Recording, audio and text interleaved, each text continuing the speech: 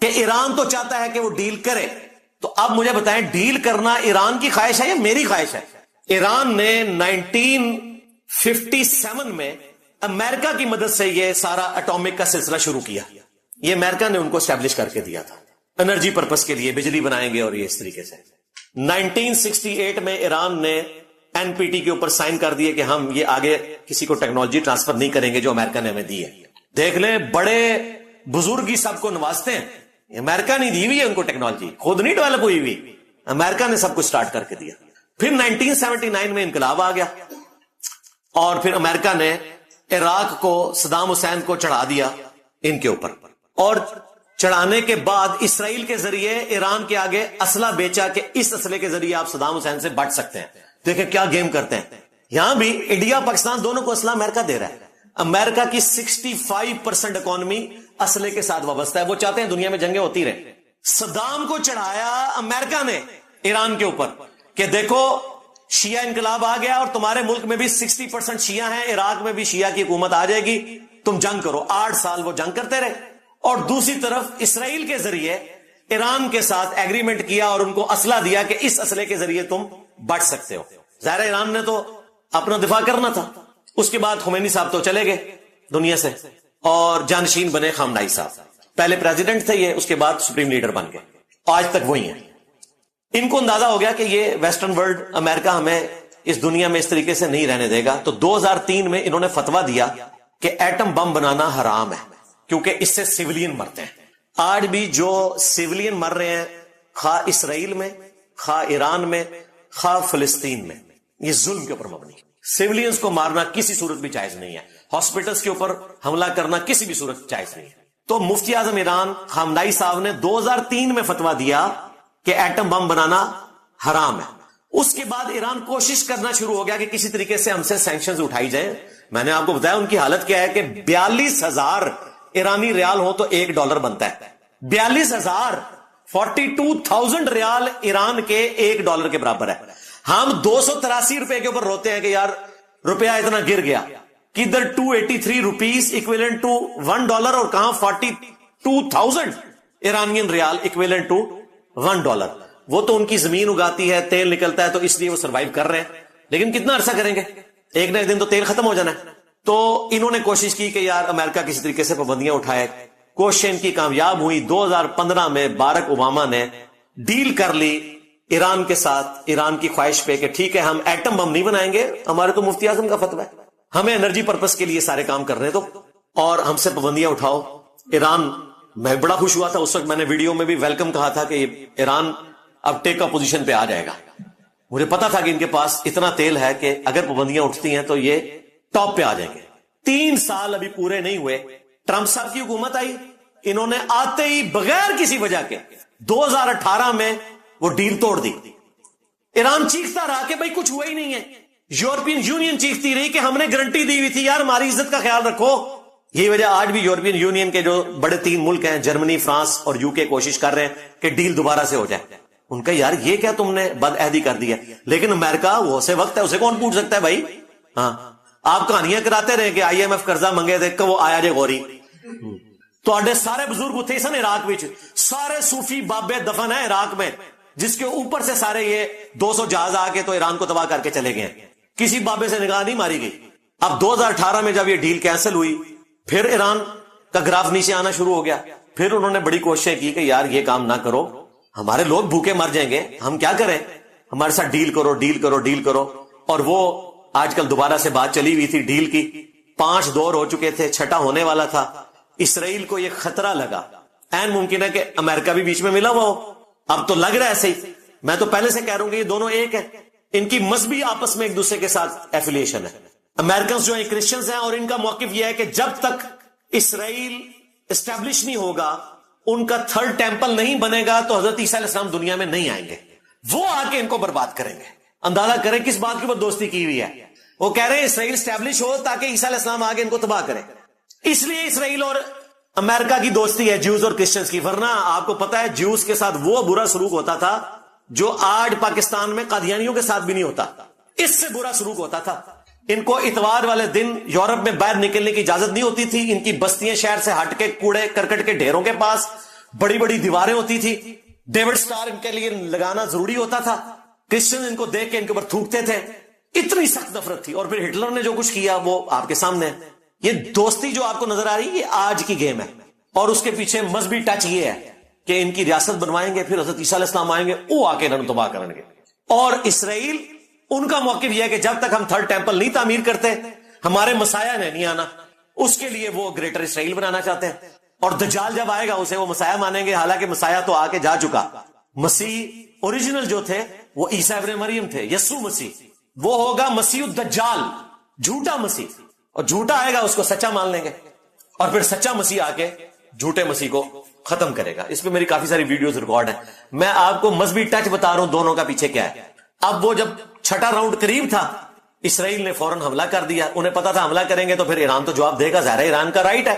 You N او کے تحت 51 number جو آرٹیکل ہے اس کے تحت اگر کسی آپ سوورن کنٹری کے اوپر حملہ کرتے ہیں جو ورلڈ وار 2 کے بعد نیشن سٹیٹس بن چکی ہیں, اور جو یو این او کے ممبرز ہیں, ایران بھی پائنیئر ممبرز میں شامل ہے, تو ان کا پھر رائٹ ہے وہ جواب دیں گے. تو ایران نے جواب دینا تھا تو ظاہر ہے پھر ایک جنگ شروع ہو جانی تھی, اور وہ ساری کی ساری ڈیل کٹائی میں پڑ جانی تھی, اور وہ پڑ گئی.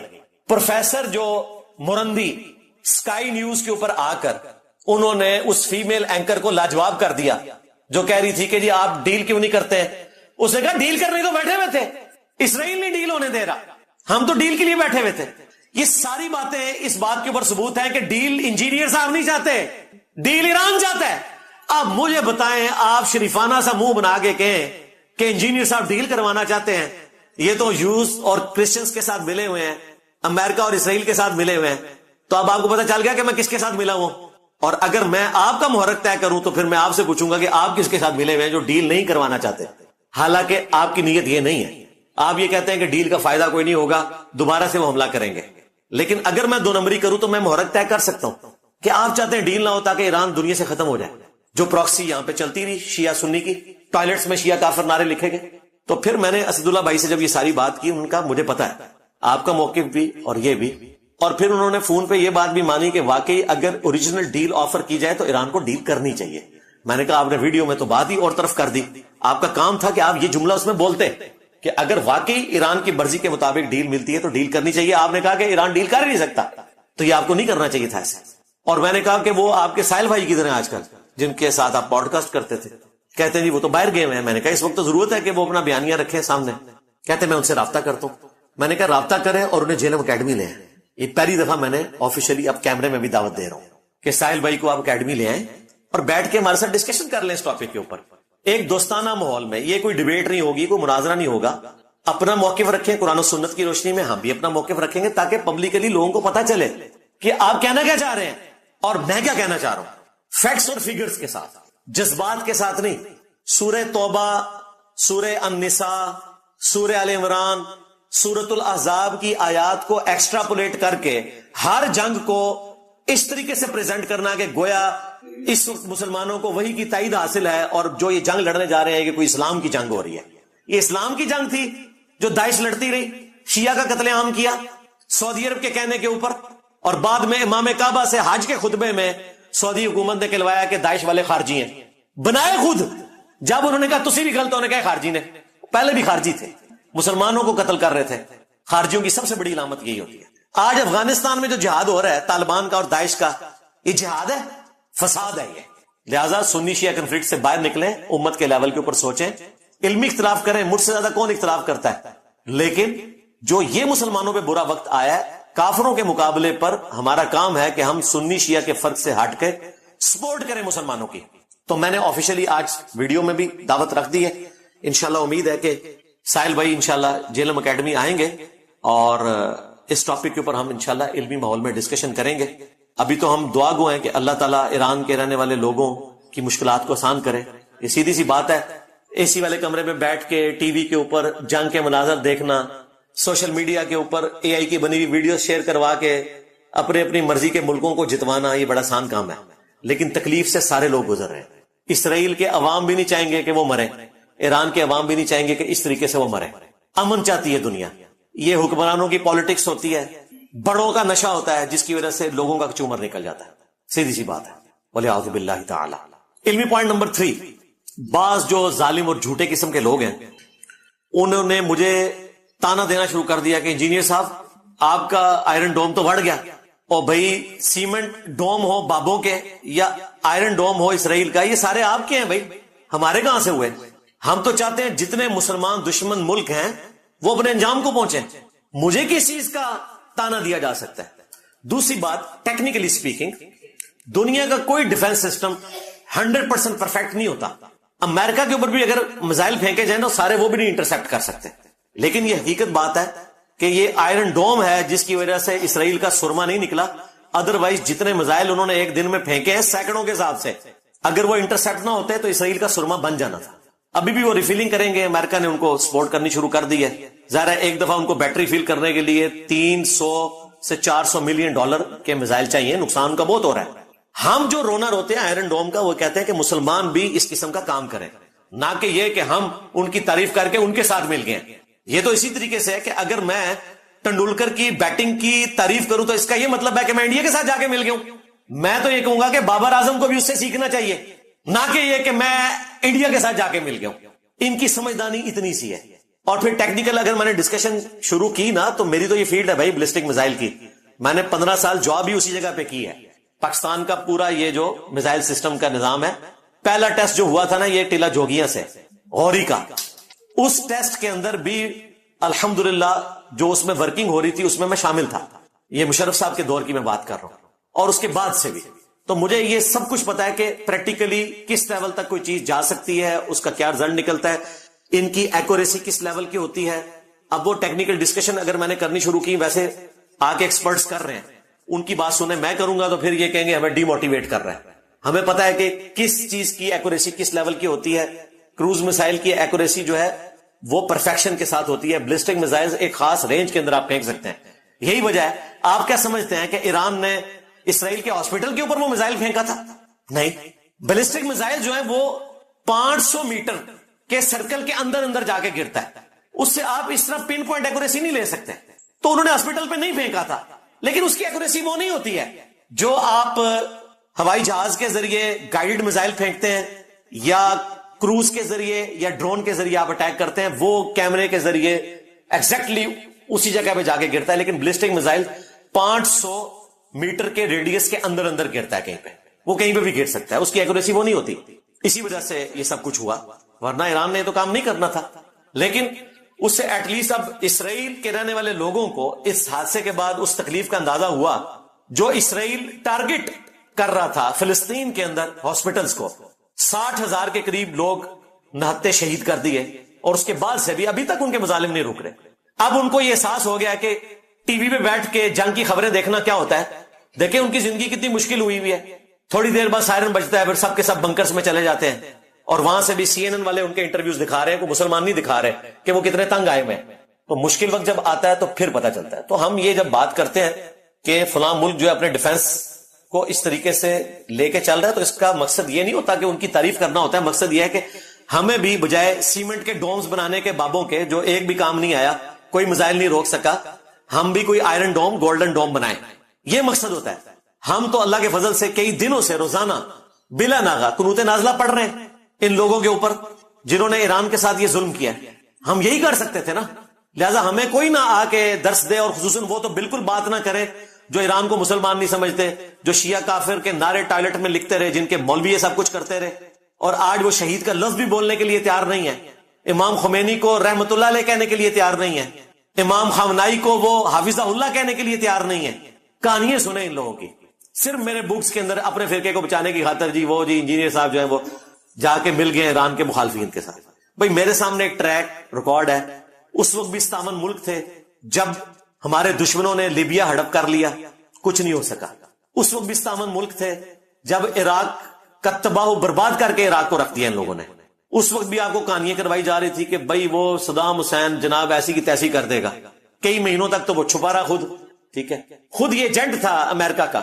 اسی نے امریکہ کے کہنے کے اوپر 1979 میں جو انقلاب آیا تو 1980 میں حملہ کر دیا تھا ایران کے اوپر، اور 8 سال تک جنگ جاری رہی. مسلمانوں کی میموری بڑی کمزور ہے. آخری وقت میں کوئی داڑھی رکھ لے تو ان کو پھر مومن نظر آنا شروع ہو جاتا ہے. وہ جی اس ٹائم بڑی اچھی تقریر کی. وہ موت دیکھ کے تو سارے اس طرح ہی کرتے ہیں. بھائی پوری زندگی قتل عام کیا اس نے مسلمانوں کا، اور ایران کو ایک ایسی جنگ میں جھونک دیا کہ تازہ تازہ ایران اس وقت انقلاب سے نکلا تھا، اور 8 سال تک وہ لاکھوں مسلمان دونوں طرف سے شہید ہوئے، وہ نہیں کسی کو یاد. تو کیا کر لیا صدام حسین نے؟ مجھے یاد ہے ہم میٹرک میں پڑھتے تھے، جب پہلی دفعہ صدام حسین نے کویت کے اوپر حملہ کیا تو ہمارے جو ٹیچر تھے نا، تو اس وقت کی اسٹیبلشمنٹ آپ کو پتا ہے نا، مرزا اسلم بیگ صاحب، انہوں نے پیرلل میں نا جماعت اسلامی کو ہائر کر کے، جس طرح کسی زمانے میں انہوں نے نون لیگ کو ہائر کیا، پھر پی ٹی اے کو کیا، اس زمانے میں ان کی بی ٹیم جو ہے جماعت اسلامی ہوتی تھی، ان کے ذریعے صدام حسین کے اتنے بڑے بڑے پوسٹر لگے ہوتے تھے. میں 1992 کی بات کر رہا ہوں، اور جناب 120 جہاز گر گئے، 160 جہاز گر گئے، لگتا تھا کہ امریکہ تو دنیا سے ختم ہو جائے گا. اینڈ رزلٹ کیا نکلا؟ صدام ہی چلا گیا. یہ لادہ بات ہے کہ بعد میں انہوں نے مانا کہ صدام حسین کے پاس ماس ڈسٹرکشن کے ویپنز کوئی نہیں ہے، ہم تو بس ختم کرنا چاہتے تھے، اس کا نیوکلیر پروگرام بھی انہوں نے ختم کر دیا. اسی وجہ سے پھر ایران کو اندازہ ہوا تھا اسرائیل ہمارا کر دے گا، اس لیے انہوں نے کہا کہ بھائی ہم نے تو ایٹم بم بنانا نہیں ہے، ہمیں تو چلانے دینا اپنا پروگرام. بل عراق کا تو انہوں نے ختم کر دیا. تو عراق ہڑپ کر لیا، افغانستان ہڑپ کر لیا.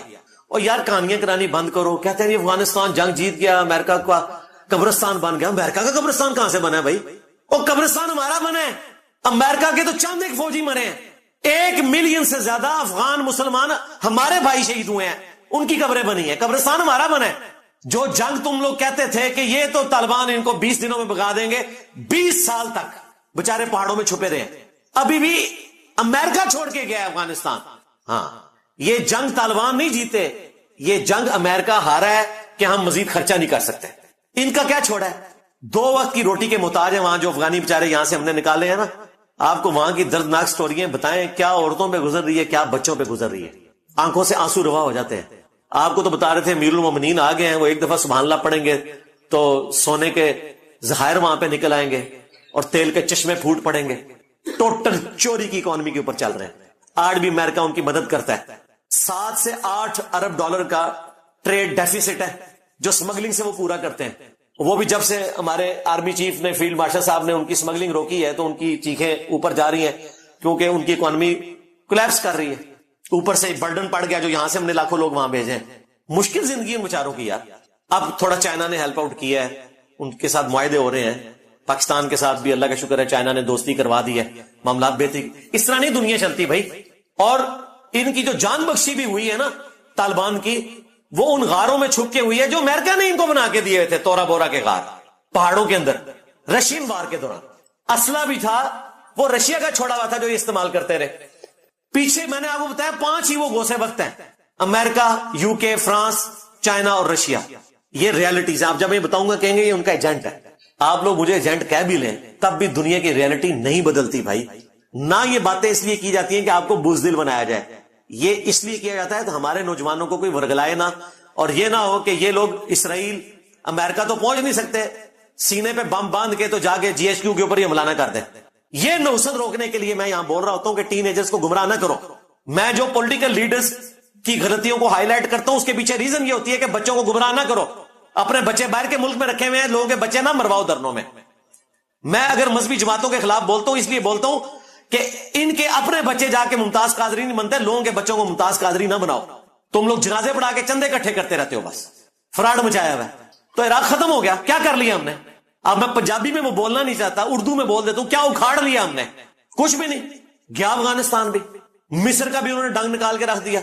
اخوان المسلمون کی حکومت آئی تھی، ختم کروا دی. کس کی مدد سے؟ عرب ملکوں کی مدد سے، صرف اس لیے کہ وہ اسرائیل کے خلاف تھے، حالانکہ سنی تھے. جماعت اسلامی کا ہی ایک آف شوٹ تھا. اب ساروں کو اپنے لالے پڑے ہوئے. تو ایک ایک کر کے سارے ملک انہوں نے ختم کر دیے. لبنان کا کیا اشر کیا، شام کا کیا کیا. اب لا کے وہابی حکومت بٹھائی ہے وہاں پہ، اور ان کی حالت آپ کے سامنے. وہ خود کہتے ہیں کہ ہمیں تو اسرائیل اور امریکہ اور ترکی نے یہاں پہ بٹھایا، اور امریکہ نے ہیڈ منی بھی ختم کر دی. جو پہلے دہشت گرد تھا داعش کا، آج وہ کہہ رہے ہیں کہ وہ ہیرو ہے. تو پھر اس کا مطلب ہے کہ دہشت گرد اور ہیرو کون بناتا ہے؟ امریکہ. دستار بندی کون کرتا ہے؟ غوث وقت. ہاں، آج وہ کسی کو دہشت گرد کہہ دیں وہ دہشت گرد ہے، جس کو کہہ دیں یہ بڑا اچھا انسان ہے وہ اچھا انسان ہے. یہ ریالٹی ہے. اب میں اپنی خواہشات کو تو ریالٹی نہیں بنا سکتا.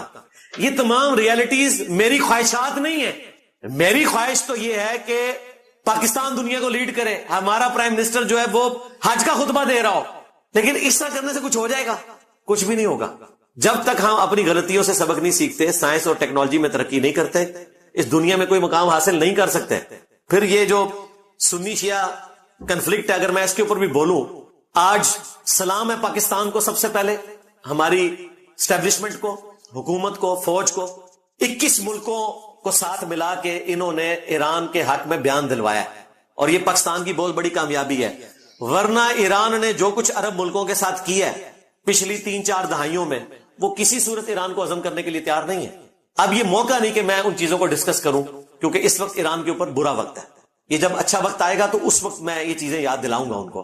انہوں نے بھی کوئی سکون سے نہیں رہنے دیا عربیوں کو، لیکن آج عربیوں نے پاکستان کے کہنے کے اوپر، یا اس ڈر سے کہ اگلا نمبر ہمارا نہ لگ جائے، یا کسی اور وجہ سے، شکر ہے کہ ایک توانا آواز بلند کی۔ آپ نے دیکھا کل بھی استنبول کے اندر طیب اردگان نے کتنی زبردست تقریر کی، ہٹلر ڈکلیئر کیا نیتن یاہو کو، عرب ملک بھی ساتھ تھے، پاکستان بھی تھا، اور ایران کے حق میں انہوں نے آواز بلند کی سنی شیعہ کنفلکٹ سے نکل کر۔ بہت اچھی بات ہے۔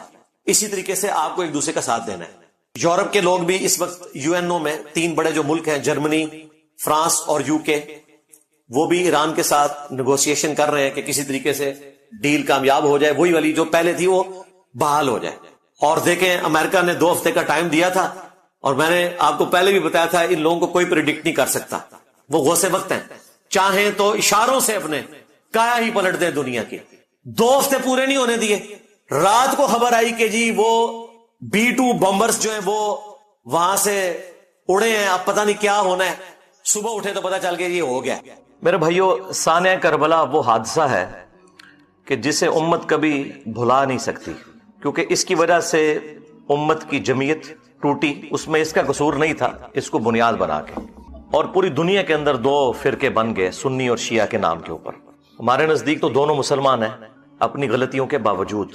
انیشلی یہ اختلاف ایک سیاسی اختلاف تھا، پولیٹیکل اختلاف تھا، عقیدے کا کوئی اختلاف نہیں تھا، لیکن وقت کے ساتھ ساتھ یہ اختلاف اس لیول پر بڑھ گیا کہ آج عقیدوں کی شکل اختیار کر لی ہے۔ اور اس ایکسٹریم رویے کی پیش گوئی اللہ کے محبوب صلی اللہ علیہ وآلہ وسلم نے پہلے ہی فرما دی تھی۔ چنانچہ اہل سنت اور اہل تشیع دونوں کے ہاں یہ حدیث موجود ہے۔ اہل سنت کے ہاں فضائل صحابہ احمد بن حنبل کی کتاب میں یہ حدیث موجود ہے، مشکات شریف میں بھی ہے، مسند احمد کے حوالے سے جو مرفوع روایت ہے، اس کی صحت کے اوپر کلام ہے، لیکن وہ متن کے اعتبار سے روایت بالکل درست ہے۔ البتہ جو فضائل صحابہ احمد بن حنبل کی کتاب میں روایت ہے مولا علی علیہ السلام سے خود، اور وہ غیبی خبر پر محمول ہے، تو یقیناً رسول اللہ صلی اللہ علیہ وآلہ وسلم کے بتانے پر انہیں یہ بات معلوم چلی۔ اور سیم روایت نہج البلاغہ اہل تشیع کے ہاں جو مولا علی علیہ السلام کے خطبات ہیں ان میں بھی موجود ہے کہ سیدنا علی نے کہا کہ میری وجہ سے، یعنی مجھے بنیاد بنا کر، 2 فرقے گمراہ ہو جائیں گے اور 2 جہنم میں چلے جائیں گے۔ یہ دونوں الفاظ موجود ہیں۔ ظاہر ہے کہ گمراہی کا انجام جہنم ہی ہے، ایک میری محبت میں غلو کر کے اور ایک میری دشمنی میں غلو کر کے۔ محبت میں غلو کرنے والوں کے لیے جو ٹرم یوز کی جاتی ہے وہ رافضی کی ٹرم، اردو میں ہم رافضی کہتے ہیں، اور جو دشمنی میں بغض میں بڑھنے والے لوگ ہیں ان کے لیے ناصبی کا ورڈ استعمال کیا جاتا ہے۔ تو یہ رافضی اور ناصبی، ظاہر ہے کہ رافضی اکثریت میں اہل تشیع کے ہاں پائے جاتے ہیں، اور ناصبی جو ہیں وہ اہل سنت کے ہاں پائے جاتے ہیں۔ اور جب غصہ آتا ہے تو اہل سنت شیعہ کو رافضی کہتے ہیں اور شیعہ اہل سنت کو ناصبی کہتے ہیں۔ حالانکہ یہ دونوں جو گروہ ہیں ایک پولیٹیکل اختلاف کی بنیاد پہ الگ ہوئے، اور پھر اس میں جو ایکسٹریم لوگ تھے انہوں نے اس قسم کا ہنگامہ کھڑا کیا کہ اس بڑے لیول پہ وہ ہنگامہ چلا گیا کہ آج گمراہی اپنے عروج کے اوپر ہے۔ اگر اہل تشیع کے ہاں ایسے رافضی موجود ہیں جو علی اللہ کہتے ہیں، نعوذ باللہ، ہمارے سب کانٹیننٹ میں تو بہت کم لوگ ہیں، زیادہ تر یہ شام کے اندر نصیریہ فرقہ پایا جاتا ہے، اور شیعہ خود انہیں کافر سمجھتے ہیں۔ تو اہل سنت کے ہاں بھی ناسبیت اس لیول کے اوپر گھسی کہ اہل سنت کے پلیٹ فارم سے یزید کے حق میں نعرہ بازی شروع ہو گئی، اسے جنت کی بشارتیں دینا شروع کر دیں، اور بڑے بڑے ذمہ دار علماء نے یہ حرکت کی۔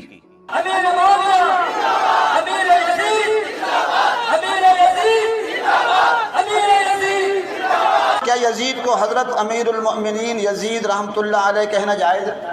تو میری اس بارے میں جو رائے ہے اور استخارے کے بعد رائے ہے کہ ہمیں محتاط انداز میں ایک دو الفاظ ضرور کہنے چاہیے. وہ لفظ آپ اور زیادہ نہیں تو کم از کم اتنا کہنا چاہیے کہ حضرت یزید رحمۃ اللہ علیہ، حضرت یزید رحمۃ اللہ علیہ کہنا چاہیے. As far as your understanding about the wall of Karbala, you said that